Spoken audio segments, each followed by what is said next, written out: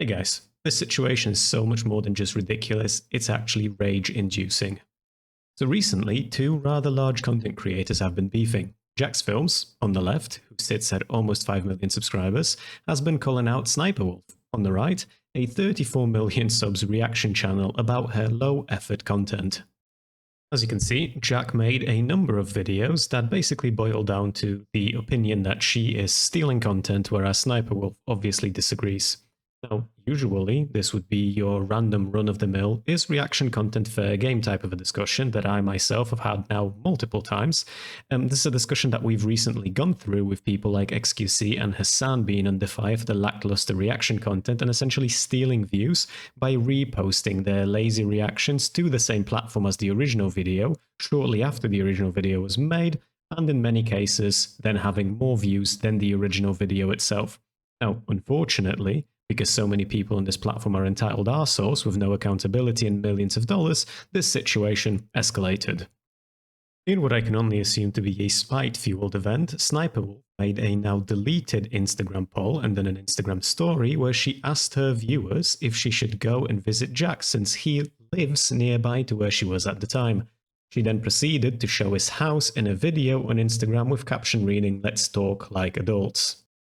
Following this, Jack made his displeasure known by saying, "Sssniperwolf just doxed me on her IG. Creepy, gross, violating. What you do is disgusting. You steal content and stalk YouTubers." Acting YouTube saying, "Demonetize this dangerous creator or just get her off your platform." She posted an Instagram story right outside our home and deleted it. Now, in response to this, YouTube decided to throw their brain out the fucking window and say, confirming Sssniperwolf has received a temporary monetization suspension per creator responsibility policies. Off-platform actions that put others' personal safety at risk, harm our community, and the behavior on both sides isn't what we want on YouTube. Hope everyone helps move this convo to a better place. Now, there is a lot to unpack here. As to my understanding, Jack's content in no way, shape, or form violates the community guidelines or any other applicable policies, or at the very least in the case of his videos regarding Sssniperwolf. The both-siding of this response was incredibly tone-deaf and quite frankly demeaning, which a lot of people seem to argue with. Roby here said that you demonetized my entire channel for 2 months over a 7-second Gordon Ramsay clip I posted 8 years ago, but Sssniperwolf stealing content for 5 years gets her a slap on the wrist. The Cart Monkey made a meme regarding, how YouTube reacts to people using an ad blocker and how they react to someone being doxxed. Now, obviously, this is a relatively stupid comparison, but I understand the humor of it, and to be quite honest, I don't feel like defending YouTube right now because what they're doing with this issue specifically is so irresponsible. And then we've got Zach James saying that turns out vidIQ has a plugin showing when videos are monetized or not. Using that plugin, it shows that only Sssniperwolf's most recent video has ads turned off, whereas all her other videos are still shown to be monetized. Now, what this means essentially is that YouTube didn't even properly demonetize her channel. They just demonetized her most recent video, which is just... I lack the words to describe how stupid this is. Now, following this, Sssniperwolf made a boilerplate apology, which quite frankly reads like it was made by an AI, which I can only assume is a sentiment echoed, judging by how even the apology itself is ratioed.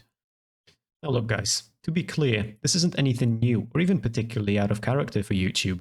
You'd need to look no further than someone like Keemstar maliciously doxing people in the past under the veil of being a journalist, or H3H3 doxing an individual who turns out to be not the person he was going after.